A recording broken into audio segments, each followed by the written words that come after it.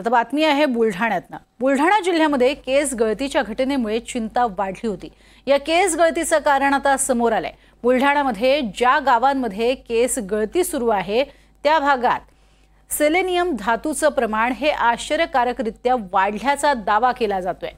Selenium धातूचं प्रमाण वाढल्यानं बाधितांच्या शरीरामध्ये झिंकचं प्रमाण हे कमी झालंय आणि त्यामुळेच केस गळती होत असल्याचा निष्कर्ष ज्येष्ठ संशोधकांनी काढलाय। पद्मश्री पुरस्कारानं सन्मानित संशोधक डॉक्टर हिम्मतराव बावस्कर यांनी संशोधनाअंती हा निष्कर्ष समोर आणलेला आहे। डॉक्टर हिम्मतराव बावस्कर हे मूळचे बुलढाणा जिल्ह्यातले आहेत आणि ते महाड किंवा मुंबई इथे असतात। विंचू दंशावरती त्यांनी लसीचा शोध लावलेला होता। 2 वर्षांपूर्वी त्यांना पद्मश्री पुरस्कारानं सन्मानित करण्यात आलं। यापूर्वी खारपाण पट्ट्यामध्ये त्यांनी संशोधन केलेलं आहे।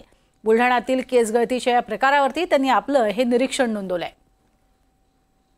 ग्राफिक्सच्या माध्यमातून पाहूयात काय आहे नेमकं सेलोनियम। सेलोनियम हा रासायनिक धातू आहे। मानवी शरीरामध्ये सेलोनियम प्रमाणात असावा लागतो। शरीरात प्रमाणात असल्यास सेलोनियम हा उपयुक्तच ठरतो।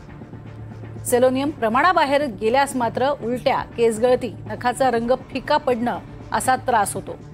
सेलोनियम अतिप्रमाणाबाहेर गेल्यास मज्जासंस्था, श्वसन, हृदय, किडनीचे विकारही संभवतात। सेलेनियम हा धातू अतिशय महत्त्वाचा आहे, मात्र त्याच्याच कमतरतेमुळे हा अडसर येत असल्याचं त्यांचं मत आहे।